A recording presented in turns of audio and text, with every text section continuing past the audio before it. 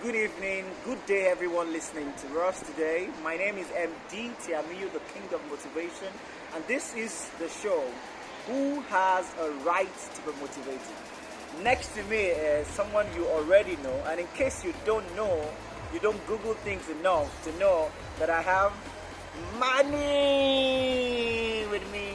Drum roll. Drum roll. Mannie has a right to be motivated, and that's why he's on the show today. A quick introduction. Mannie is a producer, a journalist. A lot of people know him as an on-air personality on Cool FM Lagos. So ladies and gentlemen, one round of applause for Mannie on the show.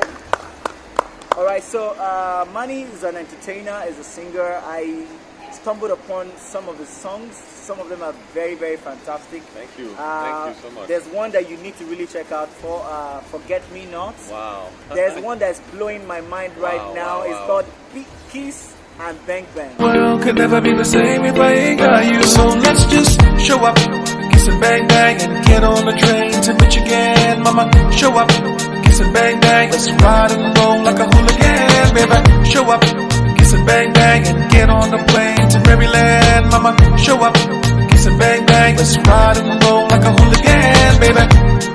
A hooligan, baby. Oh yeah. Oh. Please comment on this video, and I'm going to send you the link Wow. to download it. Mannie is very down to heart, is kind-hearted, and today we want to see what inspires Mannie, because if Mannie has a right to be motivated, you too have a right to be motivated. That's right. Thank you for joining me. Pleasure to be with you, man. Thank you very Mr. much. MD in the building, man. Thank you very much, sir. So let's go straight to business. Okay. Who in the world is Mannie? Okay, Mannie is a bunch of many things, like you already said. Mannie's a producer, singer, songwriter. Mannie's an introvert. Wow. Yeah, I am not as outgoing as people may think. I like my space a lot. Great. I am in a creative field. I like to be creative all the time. I'm always producing, making music. Mannie is a family man. I got 2 kids. I'm married. Awesome. Yeah, and Mannie is, like he said, I love children. I love to give. I love to motivate as well. You know, but very importantly, I love music. It's my first love. So Mannie is first a singer, then a broadcaster. Excellent, excellent. So you have a brand name for your music brand. Well, yes. Mannie in Nigeria is the radio guy. Yes. But the music guy is called Alien M. Alien M, and the M means Mannie. Mannie. Yeah. So Mannie can actually be an alien. Well, my musical side is alien. It's not from this world. It's you not. know? Yeah. I mean, I think you need to try this out. I swear to God. Yeah. I mean, the full name is Mannie Emmanuel Essien. That's right. That's right. If I'm not mistaken. So we've got to know who Mannie really is. Mannie, now you are a big radio personality, like the entire Lagos. We're talking about over 10 million people listening to you. How did you get here? Like your career path. We know you in radio, but then we're getting to know that you are first a singer even before you became a broadcaster. Did you choose to be did you choose the radio side, or radio chose you? You know, was it planned all along the way, or how did it happen? Oh, radio chose me. Because I had no idea that I would be where I am today. I got up and I left Abuja on a bus with 3,000 Naira. I borrowed the money from my sister. Oh my God. Because I wanted to do something with my creative life. I wasn't sure what I wanted to do because music wasn't working locally. My sound wasn't accepted because it's foreign. And I didn't want to change my sound for anyone. So I wanted to go to the hub of entertainment, Lagos, and do something with it. So I started out as a jingle producer. I was making jingles and sweepers for companies all over. Name all the brands, I've worked for them. Or telcos, the banks, I've done every single part. I've played my part in creating jingles as a musical producer. Because I grew up watching musical films like The Singing in the Rains, My Fair Ladies, Broadway Melodies. You know, I love musical films. That inspired me from my childhood to begin to write music. Then from music, one day I just said, you know what, this telco, I can do a song for them. Yeah. And I did a song for them, went to the office in Abuja, and they told me, oh no, this is not the place to go. Go to Lagos and present this stuff there. So I borrowed 3,000 Naira, got on a bus, got to Lagos. What year was that? That was in 2002. Wow. Yeah, I was in school. I was in my final year. Then I got to Lagos. A friend of mine who housed me, God bless him, his name is Cody. He's now in the UK. Who accepted to house me. He did not understand what I was doing. He removed the bridge from your story. He's the link. He was the one who said, "Guy, you can stay in my house for 2 weeks." But I don't know what. My girlfriend don't like you. You get dreads. Yeah. Do something with your life. Yeah. So I was. Oh, you got dreads at the time. My dreads were down to here. Oh my God! I Yeah. love to see those photos. Yeah, I'll show you. So I got into Lagos.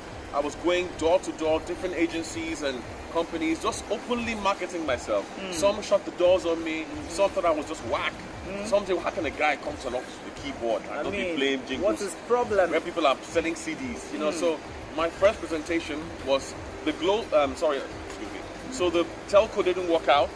Eventually, I had to switch the telcos to another one because I was in the BQ playing my key, my and the landlord happens to own an agency. Oh my God! And he came back to the BQ to share a cigarette, and he heard me playing, and he heard me singing, and he said, "Hold on a second." So there's somebody this talented in my building. In my building, and he knocked on the door and said, "Hello, can I know you?" I say, "I'm Mannie." He said, "What are you doing?" "I'm just creating a jingle for a brand." Yeah. And he says, "Play it again." And I played for him. I sang it. He says, "No, this can't be right." This is extraordinary. Then he now gave me a card Oh my God! to the MD of an And eight- you are not even a tenant in the house. Nothing. I'm squatting. And I went for that presentation. The rain fell on me like crazy. I was late for the presentation. In fact, I even lost the presentation. I was the last person to show up. I got into the boardroom and everybody was like, Who is this guy? "Sorry, please, you're late. But just play. Just play. Let us hear. We're done picking. Just play for us." And I start playing and they all look at me like this. And the MD says, "Please, stop." Call his entire team. They play it again. He now tells them, "This is what we should be doing." Talk about the moment. And he told me, "What's your name again?" He said, "You're going to eat. Sign here." I didn't know what I was signing. Yeah, I had no experience. You just had to sign anything. I was ripped off, but hey, I started from there. Yeah. I did several jingles for them. Several, I can't count. Then from that BQ, before I knew what was happening, I had rented the one upstairs. Oh my God. And my friend was now telling his girlfriend, "I told you there was something about this guy." When it happens, people like you. Exactly. I told you there was something about this guy. And I kept on doing jingles. I paid my fees, paid my sister's school fees. Oh my God. My mother was worried, what am I doing in Lagos? So I came back, I flew back Oh my God. So you went to Lagos in a bus. in a bus. You came back in a plane. In a plane. Tell me about Motivation. I gave my sister back 3,000 times 4. Oh my God. I was paying everybody's bills. And Oh they're my like, God. "What are you doing? Are you selling crack?" I said, "No, I'm selling selling my talent. creativity." I'm selling, yeah. But it wasn't enough because jingle work was seasonal. It comes and it goes. Yes. You can't rely on it. So a friend of mine said, "Mannie, why don't you do something more?" I said, "Do what? Do music." I said, "I'm done with that." He said, "No, go for a talent show." I said, "Why? Those things are not real." And he gave me a form for Project Fame, the very first Project Fame in 2004. He said I should go for it, and I went for it, and he died. Oh my God. So I owed it to him to do something, when I found he had an accident. And I went for the Project Fame, the very first one with Dari Atalade and Jida. And we were 3 of us out of 4,000 people chosen to represent Nigeria and go to South Africa. Oh my God. So I found myself going to South Africa representing Nigeria for something that I had abandoned. Oh my God. I didn't come for music, I came for something else. Yeah. My uncle, who was in Lagos, who was a big So man. you were on the Project Fame. I was there in South Africa with 30 other contestants. Excellent. I was number 17 to be eliminated. Oh. And when I was coming back to Nigeria, I was angry with God. I said, "Why do you allow me to fly?" Why did you set me up? Why? But you didn't know there's more coming. I was angry with God. This is real life. I was questioning God. You were like, why would you allow me to abandon all my clients and and then come down here and just waste 2 weeks of my life? When I got to Nigeria, Olisa Akibwa of Cool FM interviewed me. And in my CV, he saw that I make jingles. Look at how stuffs connect to stuff. Oh my God. It always gets me emotional. And he told his boss, "We can hire this guy. Yeah. Be in our studio and be making jingles for us." And the boss said, "Are you sure?" Okay. He's done jingle for XYZ place, so why not? Give him a try. Okay, Mannie, no salary now, but just start work. Yeah. I said, "No salary?" No salary. After flying to SC and come After back. making some amount of money in jingles, What is this Cool FM? What is this Cool FM? Let's go for it. Let's go for it. So I decided to do the job without pay for a while. And I thank God I did that because if I tell you how much I was paid like an intern. It was nothing. Yeah, exactly. But I was just doing it. And before you know it, I began to understand radio. It's something entirely different. Yeah. And it's very challenging. Yeah, it is. Because you're satisfying numerous customers in real time. Yeah. Then before you know it, my voice was spotted. In all the adverts, you hear Cool 96.9. Who is that voice? Who is that You're voice? listening to the #1 radio station. This is Dan Foster. You know, they were asking, whose voice is that? Can't he have his own show? So the MD said, no. So when I was walking one day and he saw me, he called me. I don't know how. God works. He said, excuse me, are you the guy in the studio that does all those? I said, it's me. How much I pay you? I said, 17.5. He said, I pay you 17.5? Who's that accountant? Call him, bring please. Triple his salary. Oh my And God. before you know it, I just kneel down and thank him. He said, no. No, you earned No, this. please don't do that to me. No, you are good. You're good. And that made me feel so different. Then I got promoted to head of production. Then my salary tripled again. Oh my God. Then I was on the mainland. I was getting robbed coming to work at night. Yeah. They said, no, get him a place on the island. Oh my God. Next thing you know, I have a room and an apartment on the island. Oh my God. Next thing you know, I'm a single guy with a room and an apartment, and you know what happens. You know, but now they said, you know what, we have a problem in the studio. Some people have resigned, and we have some open shifts at night. Can you fill in? I was scared of the radio, man. Yeah. I was scared. Like you don't know what will come What out. am I going to say? No training at all. Exactly. My boss said, Mannie, you use creativity to make people happy. So I was on the overnight lounge for 3 years. Oh my God. I worked all night for 3 years. I prayed to God to take me off the overnight because I wasn't sleeping well. Yeah. I wasn't eating well. It's slavery. I was doing it. I loved it. Yeah. But it was just taking away all of my energy. It takes a lot In the from morning, you. I can't do anything. Then one day, just God. I don't know. God just works. My MD said, hey, there's a broadcast course in London. Would you like to go? I said, yeah. Why not? Why not? This is growth. Then everybody was like, why is he going for a broadcast course? He's not a broadcaster. What's all this favoritism? He's from Akwa Ibom State. And this is Lagos. What's going to happen? Who is he? You get, and I had no godfather. I had nothing. Yeah. Listen to me, Lagos. I mean, people, I had nothing. No godfather, no support system. No long leg. No long leg. Nothing. And I flew to London for the first time in my life. Going for a broadcast course. And I learned from that course how to speak, how to talk to people, how to modulate. By the time I came back, I was a different person completely. Before you know it, my boss said, do the weekend morning. Morning. So things are changing. Okay, now 3 overnights, 1 overnight. Thank God. So I'm doing 1 overnight now, 2 mornings. And I was on the morning show. The ratings went off the charts. And then they said, Good. What Dan Foster is leaving. What do? Let's fly in 2 Americans. They flew in 2 Americans down to come and host the show. They couldn't do it. It was just no ratings. They flew in an English broadcasters. Do it. Daddy Free said, no, I don't want to do it. I'm a night show guy. I'm not going to do it. I like my road show. So who's going to do it? Okay, let's just put a guy there to hold it down while we find somebody who can do it. The spare tire guy. This is God. This is spare tire. Like Spare tire, just hold it. Hold it. Move, go with it, go where you go. And that was how they were like, this guy speaks pidgin on air and he mixes English and the MD said, but he's Nigerian. Maybe that's a problem. Yeah. We're sounding too Oyibo. Well, let's try to just get a feel, you know, because I wasn't American speaking like that. Before you know it, they said, Mannie, do breakfast for me for 1 year till I get somebody. Wow.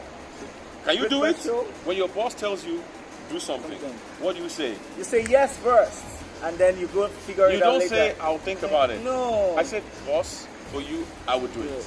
He said, excellent, done. Signed, sealed, delivered. Your salary has increased because you're now head of production and you are now morning show host. Boom. Before you know it, my salary is now in 6 zeros. It's going up, going up, going up. I'm like, what's going to happen to my life? I'm an Akwa Ibom boy on a morning show in Lagos. Who does that? That's so. No. That's out of place. I went to church. I said, no. God, this could I'm only sorry be- for fighting you, God. I'm sorry for pointing fingers at you. I'm sorry. Yeah. Then I was on the radio for 1 year and the ratings went up. And before you know it, I had a problem. I didn't have an identity, but I was funny. He came again and said, Mannie, I'll give you a name. Maestro. Maestro. So we now had the Maestro on the radio. So that was what people knew. Oh, there's a Maestro on the radio who sings, who claps, who is comical and all. So it was a very exciting time for my life. And I realized that I don't know about music, but I'm in the music zone. Yeah, you are. You know, maybe God wanted me to find a space where I can grow. Yeah. Both musically, be more creative, understand the business. So sometimes God, I think you take a step forward, God can take you 2 steps back because you've missed a path. Exactly. And that is the humbling part of life. Sometimes we need to be humble enough to know that the steps we're taking may have already been designed. Exactly. So don't argue with the setback. Don't argue with the corner, the bend. Don't argue with the delays. Don't argue with the traffic. It will clear at some point. Exactly. It's all part of the plan. Yes, and if you're in traffic in your life, remember it will clear. So for me, I was like, this is taking too long. I don't know where I'm going with my life. I'm on the radio now, but music is calling me. Then I now realize that, hey, wait a minute. I can now produce. Yes. Wait a minute. I can build my own studio now. Of course. I've trained. I can now edit properly.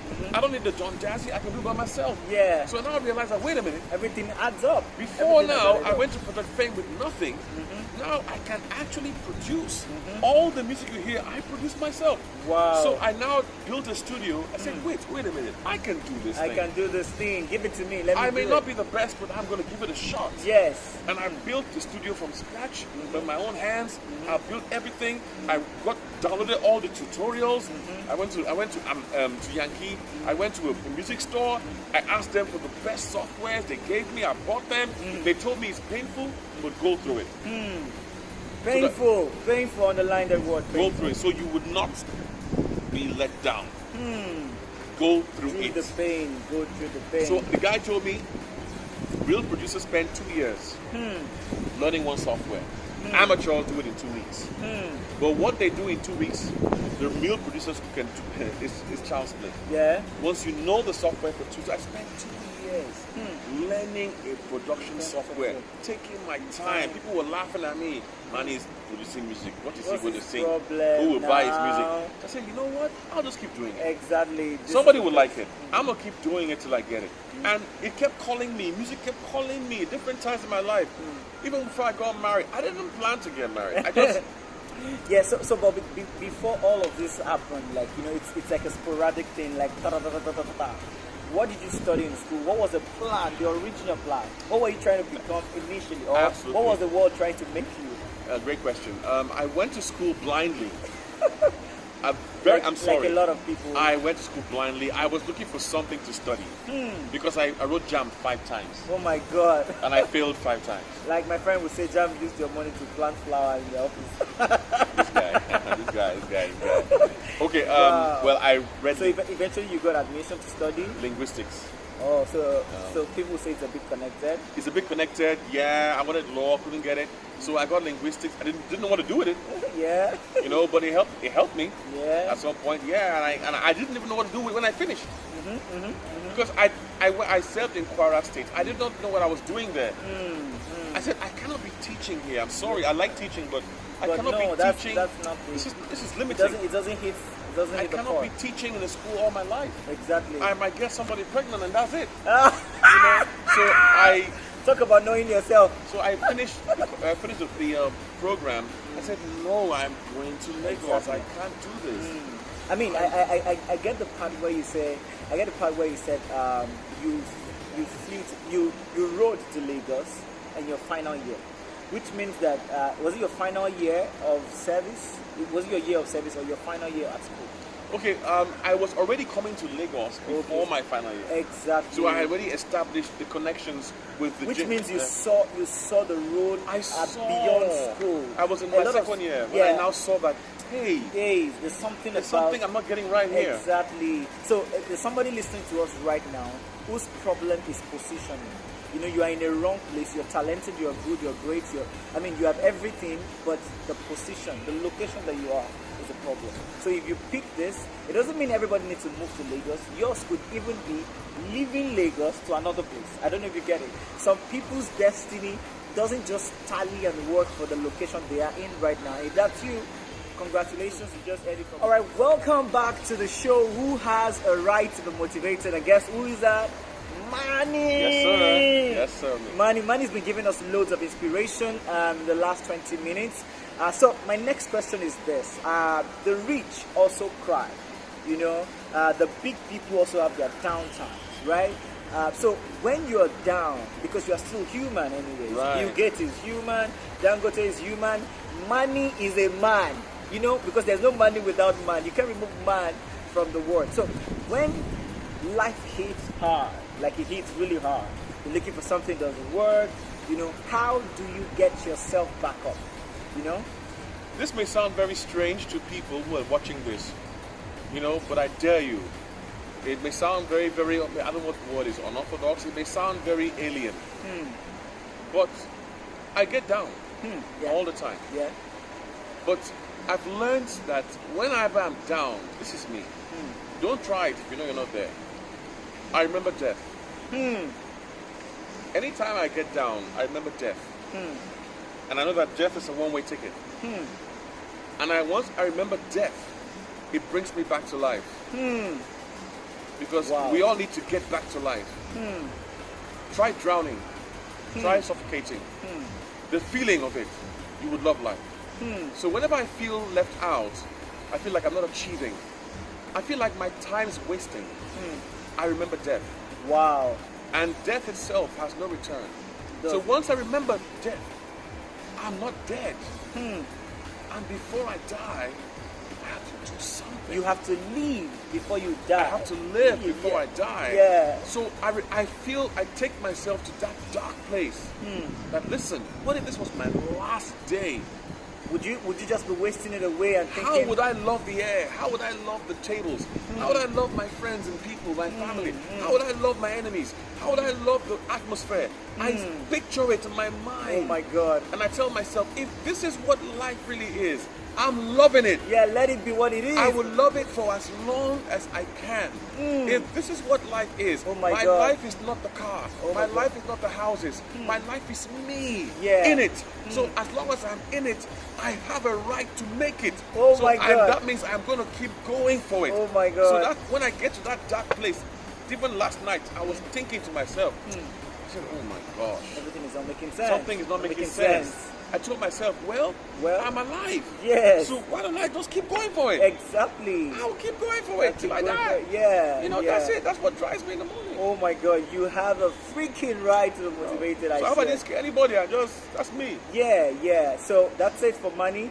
If you want to think the life is the worst, I bet you someone else is going through even worse than your own worst. That's it. You know, so as long as you are alive, Mannie's told you, just love it. Love it as it is, because, I mean, nobody ever promised us it was going to be smooth. I mean, I'm not sure there was any document that says, you know what, the people are alive, so everything will just be rosy and stuff. No, nobody. It wasn't really. So why do you expect life to just be very smooth? So when you're wonder down, too. you know, think about the fact that you are not dead yet. And that's enough to keep you going. Okay, so let's move straight to mentorship. Yeah. So Newton said, if I had been able to see farther than my peers, it's because I'm standing on the shoulders of giants. Wow. Yeah, he said, he's like, I don't have any right to see beyond my normal mates, but if I've seen beyond them, it's because I'm standing on the shoulder of giants. So what is mentorship to you? Do you have mentors, Mannie? A major. This is major, Lagos, Nigeria. This is major in life. For me, getting into a creative world, I was privileged to stumble on great people. People who've been there and done that. You know, I'm talking about the veterans in business.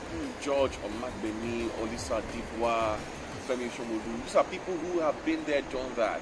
And at different times in my life, I took time to work with these guys. Working with them. I'm talking about veterans, 40 years in the business. Wow. I was in secondary school watching these guys. Yeah. I didn't want to be like them, but I was watching them. So now I find myself in the space with them. The painful process to go through what they went through. I doubt if people today want to go through that. I went through a painful process with Olisa Dibwa. He was a guy who is bent on time. bent on quality. Doesn't take second to none. He takes only quality. Only the best. Only the best. Harsh with words. Painful words. Words that will make you just enter the ground and die. And say, well, why now? Yes. He may get very vocal with you, but he's building you. So Olisa Odipo was like my father in radio. He's the one who actually made me understand that this profession has to do a lot of things. When I was being careless, just doing it anyhow you say. doing anyhow, when I was lying, telling fake fables and stuff. Yo, what is your word? If I told Olisa a lie, when he saw me, he would tell me, you can tell me anything in the world. Don't lie. Tell me you're sorry. Tell me you made a mistake. Tell me I couldn't make it, but don't tell me a lie. And he would look me eyeball to eyeball. Oh my God. And you don't want to be there when he does that. Because I gave you a job to do. I needed you to do the job because I know you can do it. I trusted you. So as he's running me down, he's also telling me that you can do it. In the same moment. That's why I'm giving it to you. So you're in a funny space. You're like, it's like fire mixed with ice. This guy don't cost me or watch me, but he's still telling me that I'm good. Oh. So let me just do this thing. When you have somebody like that, you owe it to them to do the best. Exactly. And George Omabdemi, who always questioned my diction and told me, listen to me, man. When you're speaking to people, the best you can do is pronounce well. Because there are times when you pronounce something, you understand, with the false accent, you destroy the word. Yeah. Speak it the way it is pronounced. I was blundering at times. I would blunder words. You tell me, what are you saying? That word is hippopotamus. I said, what? Hippopotamus. It's not hippopotamus. And it'd be so embarrassing. Yeah. You say, learn to pronounce the words. Yeah. This is your job. It's your job. You can't tell somebody hippopotamus. Hippopotamus. Crazy? Spell hippopotamus. It's wrong. It's hippopotamus. Hippopotamus. You hear? I can imagine everybody in this Nigeria now is, what? What? That thing is actually hippopotamus? Hippopotamus? It's not hippopotamus. Hippopotamus. You can imagine how veterans, people will be talking, saying, but they don't know. These little things tell a lot. Exactly. That's the professional cap. The professional cap, when you travel, you need to identify with the world. And the world has a code. You cannot fake it. You can. You have to be original. You have to be original. And, those guys were behind me for years. Right. So, Mannie, you mentioned two great people as your mentors, Olisa and George. That's right. So it means the mentorship is actually very important. Absolutely, yeah. So I'm happy that you are able to. I hope your mentors are also watching, and they're proud of your journey so far and what you've become. Yeah, my next question quickly is your best books. Books are very powerful tools. People have no idea. That's right. There are books that document people's lives. Shows us their way of life, and then we read, and then we are now becoming followers, of those people. So if Mannie has a book about his life, it's documenting that for 100 and 200 years time to come, where people can meet him, because not everybody can be in the same space with Mannie like I have the privilege to be. So Mannie, what are your two greatest books that you've read, and I would like you to recommend for other people? Thank you very much. You've just said it all. Books are very important, for mankind, because documented history will always play out again. Yeah. And for me, I'm an adventurous person. I love to, to investigate, to do research and all of that, to know the basics of things and how they happen. So I like adventure books. I like to use my mind to think. And therefore, I was able to, early enough when I was a scholar in school back in those days, I read a lot of Agatha Christie books. One particular book, because she's a very adventurous writer, is called Death on the Nile. Yeah, Death on the Nile by Agatha Christie. Agatha Christie. Please check it out. I'm noting that down. Please check it out. Death on the Nile by Agatha Christie. It'll turn your mind around. It's investigative a bit. It's investigation. It's about murder, but the kind of murder is not what you think it is. Different vantage points. It's twisted. It's twisted. What you think or who you think is actually the killer is not. And that makes it more interesting for a reader because it expands your mind. And you're wandering everywhere like, Therefore, when you're faced with a situation that you cannot predict the outcome, you can begin to investigate with your mind and try to understand, what could be the possible outcome to this scenario? You know, everybody could be looking this way while it's actually that way. And that could make you a good analyst. That could make you a good lawyer. You see, if you read those kinds of books. So for me, that was where it started out. And I have a radio show that I use that right now. I use those kinds of stories to create creative, to do something on my show. It's called Analyze This. Wow. Where I paint a fictional story and ask my listeners to tell me what they think was the outcome. And it's selling. So that's one book I think I recommend, adventure books like that. Please go and read up. It's called Death on the Nile by Agatha Christie, and you will call me later. Great. The second one, I'm being honest. I want to be honest, and it's good to be honest, Yeah. For me, when it comes to reading, if it wasn't written, I think we wouldn't read about it. Yeah. There are books that say, for it is written, that this and this and this will be this, or that and that. The Bible has that. The Quran has that. This thing was written, so that we can read about it. Yes. For several weeks. Look, you and I cannot account for 1,000 generations accurately. True. If not for history. Exactly. If not for history, how will I know what happened 1,000 years ago? I mean, why is it important to me now? Exactly. So that I can understand why people are the way they are. Exactly. I can understand why things are the way they are. I can understand where we come from. So I took time out, and I'm still taking time out to read the world's greatest books. The Quran and the Bible, because they have documented history that has something about a time and a place which you can use today to understand why are things happening today. If you read those books, you would learn one thing: we come from the same house. We are from the same house. Abraham is Ibrahim. Yeah. Moses is Musa.